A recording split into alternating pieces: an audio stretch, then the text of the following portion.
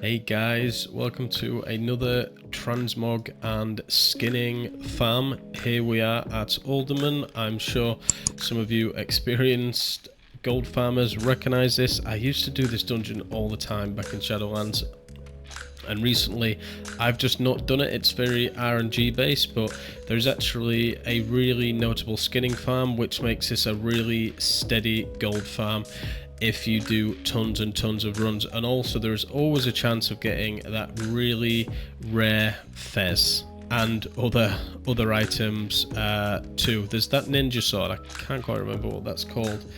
Sorry for all you hardcore transmoggers. Right, anyway guys, let me show you the route I'm doing and how I'm doing this at the moment in a kind of an optimized way.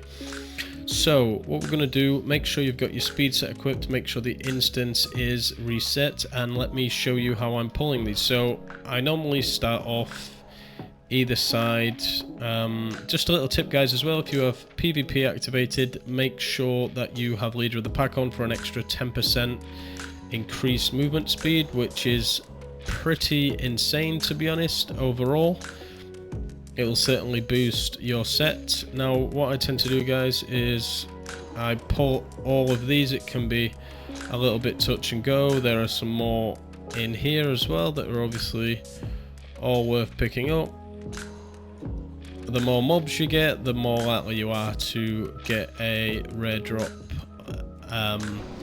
of some kind. I pick these up and then I'll show you where I kill these, because you can't pull all of these, as pointed out by one of my subs, Shy, who also makes really good videos. I encourage you to go check him out, Gold Farming Addiction. So what we're going to do is we're going to collect all of these here. We're going to get to about here and we're just going to kill all these. So this is going to be the first pile of mobs that you're going to kill. Some of them may go far back, so we'll kill all them. I don't bother looting the boss, but you can. Oh well, speak there. Then what I do, I then collect. This is the area where you're going to get all the skinning mobs. So we want to pull as many mobs as we can, because we want to skin all these right at the end. So collect them in a big pile rather than doing them separately. I'm not too worried about these bats. There's another pile actually over here, so I normally go this way too, just to show you, to let the scorpions out. Now the thing is, if you've got good movement speed, you don't really need to worry too much about the exact route that you take, as long as you just collect as many mobs as you possibly can, and then you group them up at the end and kill. Now most of these chests are locked, so if you're going to do this, have inscription, have a mechanome, use engineering, or whatever skill will allow you to do it. So now I go down here to collect all these. So this dungeon can be really quite confusing. I do know my way around fairly well at the moment. But yeah, sometimes we can miss stuff. So now I think we've collected all these, so now is on to the last bit. I make sure I get all these bats here and just collect that one that is running up there. So last pit of scorpions, and then what I do is I tend to cut across here like this, collect all of these up, and make sure that I go in here too, to just make sure that we can collect these mobs from this room. Up there we open this and we collect these.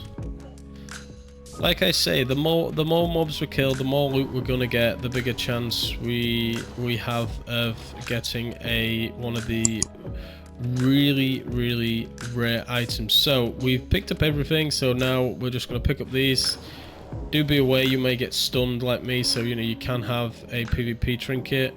I take the first pack of these in here. I don't bother with the rest, because honestly a lot of boss loot can just clog up your bag. And then what I do is I finish in here, I kill all of these, kill all that, and I hide around this corner here. And then everything is just going to pull. So we'll get everything into a lovely little pile. and then we're just gonna kill, and then happy looting, and that is literally it. And then what you're gonna do, you're gonna skin everything from here, and skinning takes a short while. I may just speed this little bit of the video up, and then I will show you the loot that I've actually got from just 5 runs,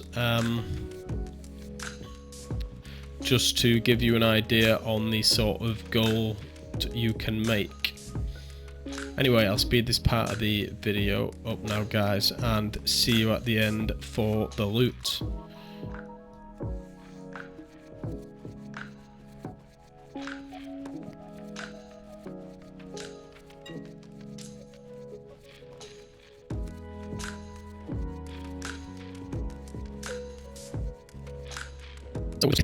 As we're getting so many heavy levers, scoping scales, and thick levers, and some hides. Right, now let me show you what we've actually got. So let me let's move this to the side, and we will just sell all of our junk.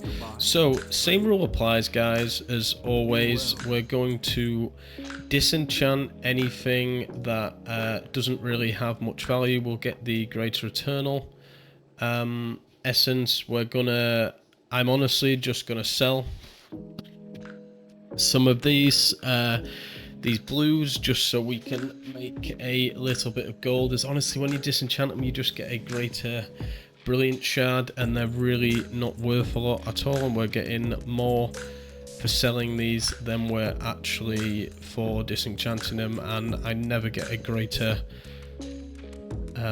scale either. Greater Eternal essence, sorry. So we will sell all these, just being really careful not to sell the wrong things.